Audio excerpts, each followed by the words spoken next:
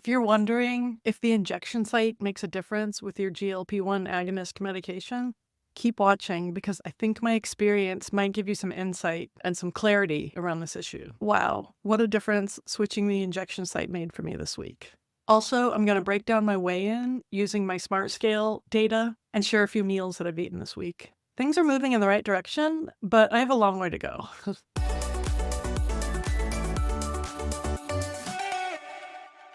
So this was my third compounded semaglutide shot. The first one I did in my stomach, the second one I did in my thigh, and then this most recent one I did in my stomach again. Because when I did my injection in my thigh, it literally felt like I wasn't on any medication at all. Well, that's a little bit of an exaggeration. I had some subtle appetite suppression the first few days, which might have just been the first week wearing off, and then it felt like nothing. I also had no side effects, which was nice, but I mean, if you have no good or bad effects, are you even on anything? So I went back to the stomach injection site. This week I had a really solid response to the shot. I'll tell you more about those details in a little bit, because first I want to talk about what I've learned about injection site and how it affects our absorption of the medication. There is some research on whether the 3 approved injection sites, the stomach, the thigh, and the arm, whether there are differences in how people respond based on where they take their injection. There's not a ton. There is one recent study, and I'll link to it below.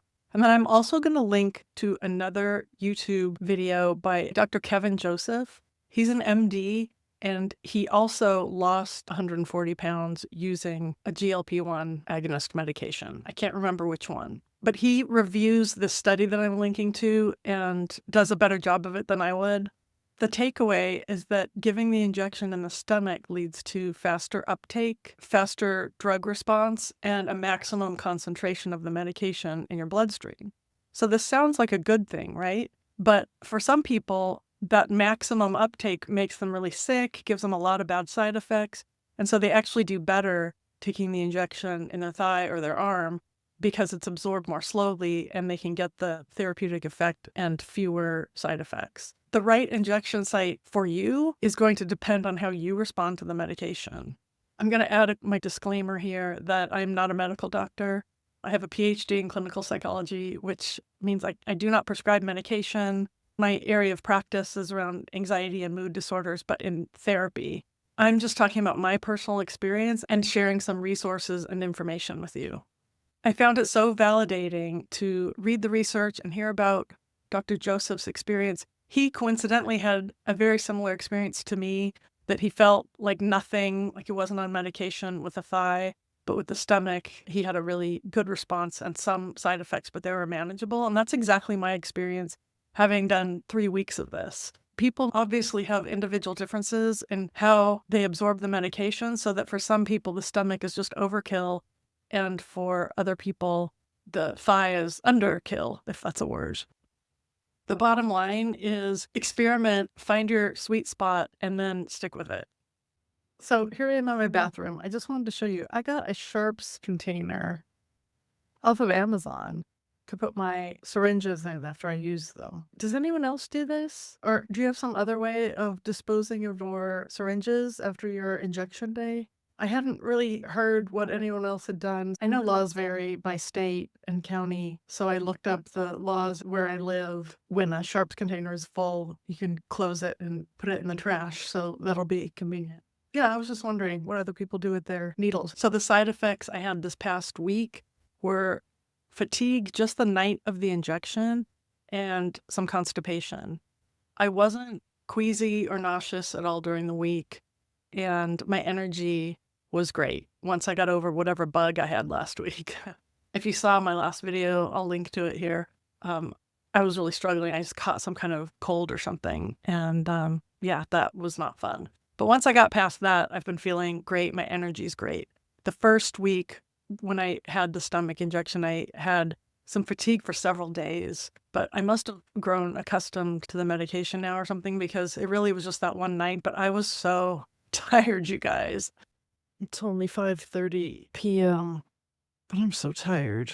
It's too early to go to bed when I haven't had dinner yet, but I'm done with clients and I'm lying here and I feel like I could just go to sleep and sleep all night. I won't. I'll get up. I'll make some dinner.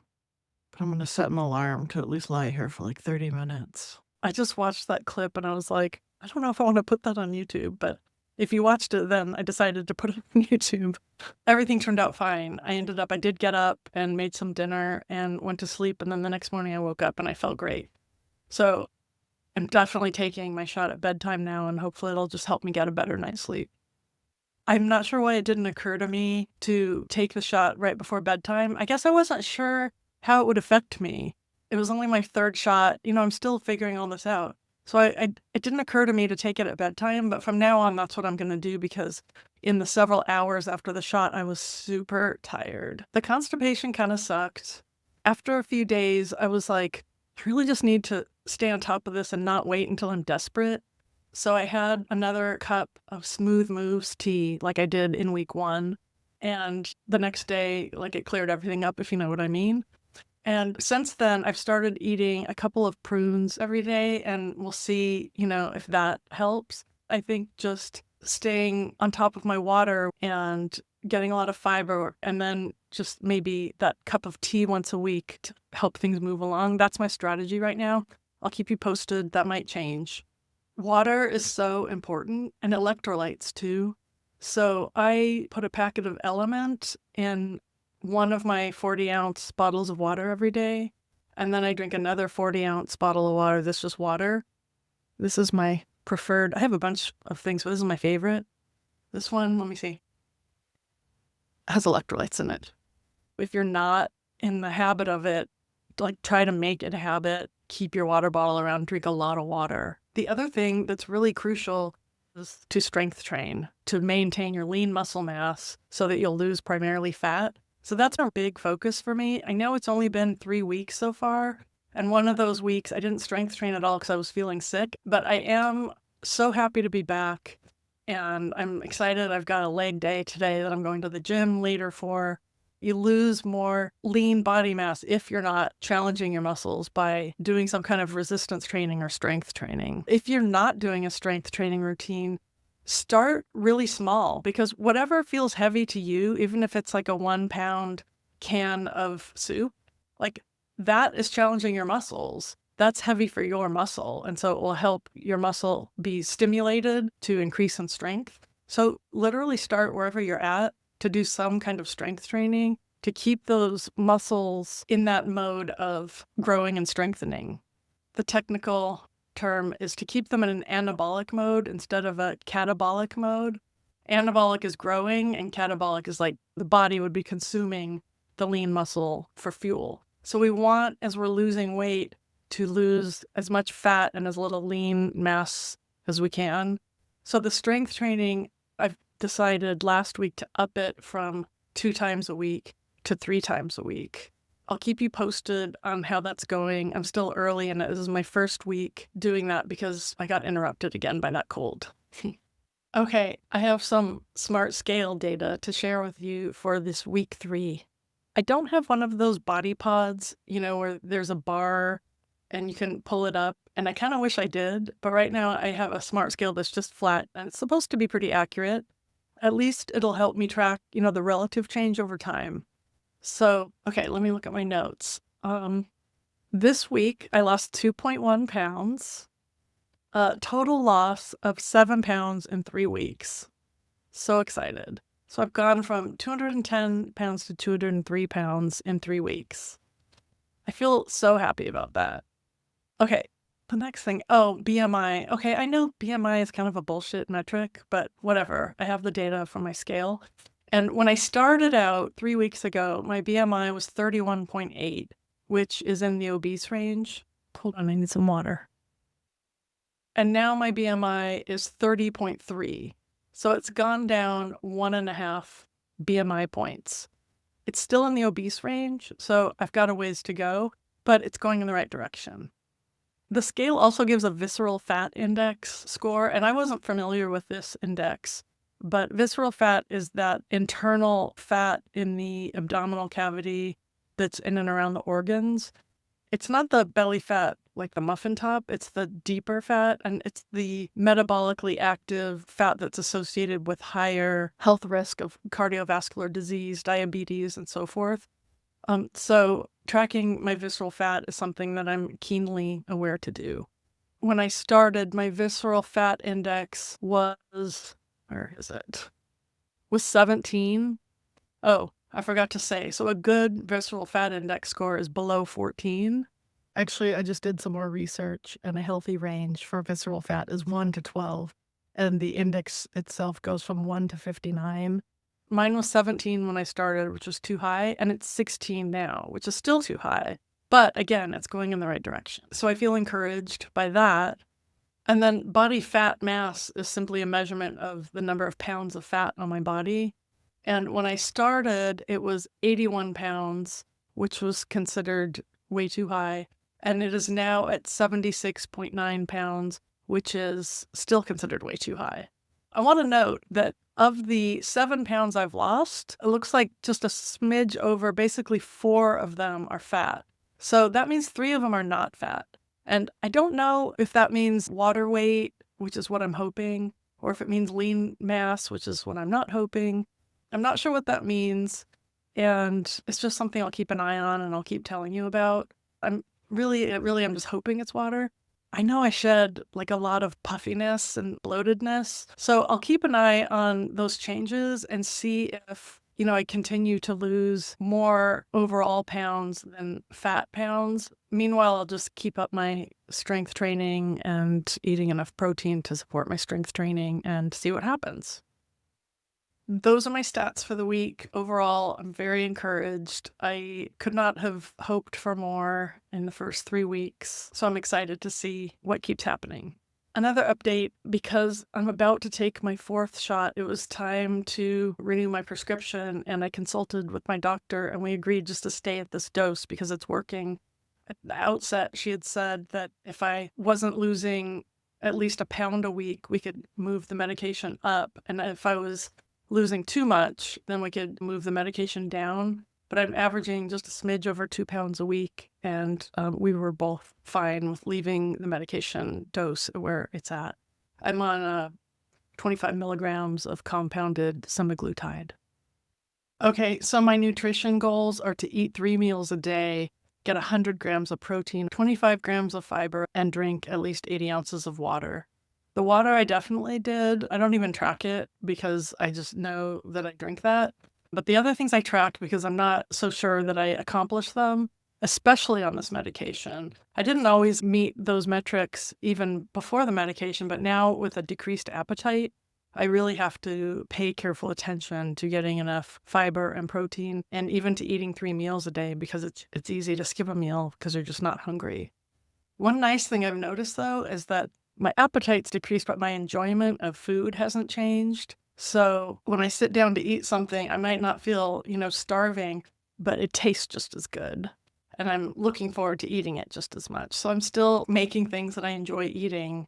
And, I made some chickpea pasta the other night and I really didn't like it. I actually, after I cooked it, I just threw it away and I made some different pasta because I just didn't want to eat something I didn't like. So let me look at my notes about how I did on 3 meals a day, protein and fiber. Okay, I got 100 grams or more of protein 5 days out of 7, and I got 25 or more grams of fiber 6 days out of 7. So that's pretty good. It seems to be a pattern so far that there are a couple days where I fall a little short of my protein. And it's not falling crazy short. Like here, one day it was 94 grams. So I don't even know if that's like nutritionally significant because there are other days where I'm getting 120, 140 grams of protein. So it's what I'm shooting for, and I feel okay about where I'm at. And then I did skip breakfast one day, and the other days I had 3 meals a day. I have to be honest, though, some of the meals look more like snacks. In fact, this is a good time to just share some meals that I've had this week with you. And I haven't talked much about Weight Watchers, but I have been tracking in Weight Watchers. If you're on a GLP-1, there's a different way of tracking that you can do. And instead of focusing on points, it focuses on protein and water and getting fruits and vegetables. Instead of giving you a whole macro breakdown, I'm going to give you protein and fiber. And then I haven't been calculating points, but I'll go ahead and calculate the points for these things. So like here's a lunch that I had last week. It's got 14 grams of protein, 1.5 servings of vegetables, and 4 grams of fiber. I just put some everything but the bagel mix in a half a cup of cottage cheese with some baby carrots and some sugar snap peas. I really wasn't hungry, but I knew, I wanted to eat something. And so this is what I ate. It was, as I'm looking at it, it was one of the days that I met my protein goal. So even though this lunch is lower in protein, 14 grams, it still was part of a day where I met my goal. So yeah, I think that's just one of the strategies I'm doing, is that when I'm really not that hungry, I'll just eat something just to try to not starve myself, basically. And the number of points for that is, 3 points for, it was 2% cottage cheese. Half a cup of 2% cottage cheese is 3 points on Weight Watchers. Here's a breakfast I made one day. 22 grams of protein and 1 serving of vegetable for the avocado. It was a Food for Life English muffin, sprouted grain English muffin, with one of those avocado packs smashed on it and then 2 over easy eggs. In Weight Watcher points, it's 7 points. That was 3 for the muffin, 4 for the avocado. Eggs are 0 points. I had a hard time eating this whole thing. I did, but I honestly could have stopped after 1 and felt satisfied. But I ate them both. And then here's something that looks more like a meal. It's the day I tried the chickpea pasta and I threw it away and made some different pasta because I really did not like the chickpea pasta. It's 3 ounces dry of the al dente carbonara fettuccine noodles, 3/4 serving of a cashew sauce that I made in the blender. It has cashews and vegetable stock and I forget some other things in it. 2.5 ounces of chicken breast and a cup of those fire roasted vegetables. They come in a big bag at Costco. I love them because I just scoop a cup out of the freezer. I put it in the pasta water when the pasta is almost done cooking and then just drain it all together. It's super easy. So this was a really easy dinner. It was basically boiling pasta and making a sauce in the blender. And it had, 56 grams of protein. Oh, I know what it is. I didn't use veggie broth in the cashew sauce. I used bone broth, and that added a lot of protein. 56 grams of protein, 1 serving of vegetables, and 14 grams of fiber. The high fiber content is mostly because of the noodles, those al dente carbonara noodles. 3 ounces had 12 grams of fiber, so that's great. The veggies had 2 grams of fiber. This was one of my favorite meals I ate all week. It was easy. It was really tasty. I'd been craving something creamy like fettuccine Alfredo, but I just knew if I ate like an actual really like creamy buttery sauce that it wouldn't sit well with me on this medication. Like really fatty foods can make you feel sick. So this was a good alternative where really the only fat in the sauce was literally like a few tablespoons of cashews. Oh, the Weight Watcher points. Let me see. The points for that was a 9-point dinner. 5 for the pasta and 4 for the cashew sauce. Chicken breast is 0 points and vegetables are 0 points. So that's how my week 3 has gone. If you're enjoying watching my updates, please be sure to subscribe and like this video. Leave me a comment, especially if you have any questions. I'd also love to hear about your own journey. This medication is making such a huge difference for me, and I'd love to hear if it's helping you too.